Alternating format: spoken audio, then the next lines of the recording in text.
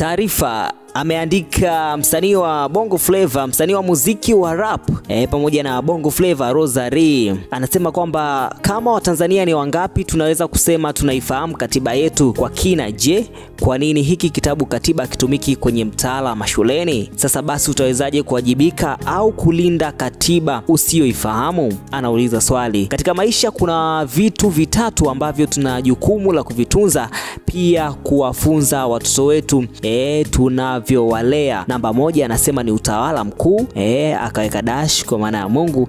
Namba 2 amesema utawala wa nchi kwa maana ya katiba. Namba 3 utawala wa maisha binafsi, kujishughulisha pamoja na kusimamia fedha. Biblia inasema watu wangu wanaangamia kwa kukosa maarifa. Hosea 4:6. Watu wengi sana wanaangamia kutokana na kutowajibika katika kujielimisha na masuala haya. Neno la Mungu, katiba pamoja na kujishughulisha na kujisimamia fedha zako mwenyewe, akaweka mabano. Hivyo wanaamini viongozi wa dini waelezee neno la Mungu, lakini pia wengine wanawatapeli kiimani, kifedha ama hata mara nyingine kingono.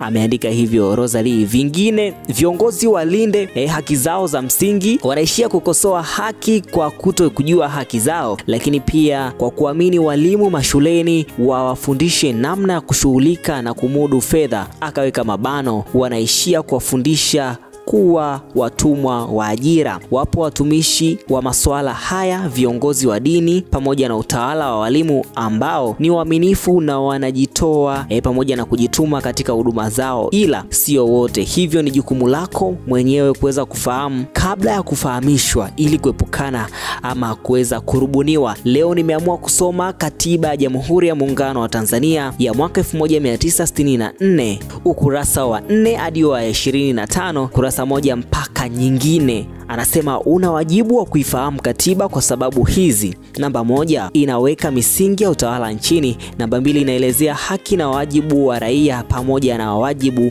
wa viongozi. Namba 3 inaainisha mgawanyo wa madaraka kati ya mihimili mikuu ya dola, bunge, serikali pamoja na mahakama.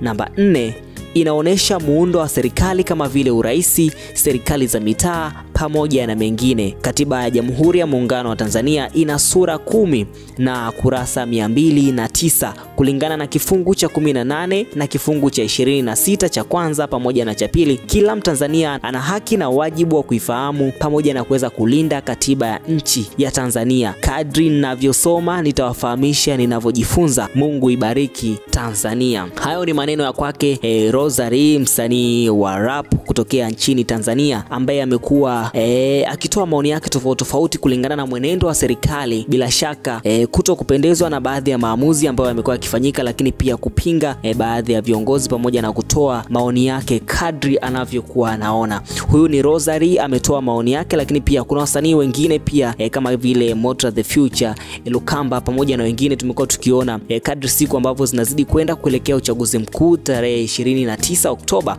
kumekuwa na maoni mbalimbali wakiwa wanatoa juu ya wananchi pamoja na mambo mengine. Una maoni gani kuhusiana na hili la Rosary? Ameweza kuelezea katiba kwa upande wake, namna alivyosoma pamoja na yeye alivyoielewa.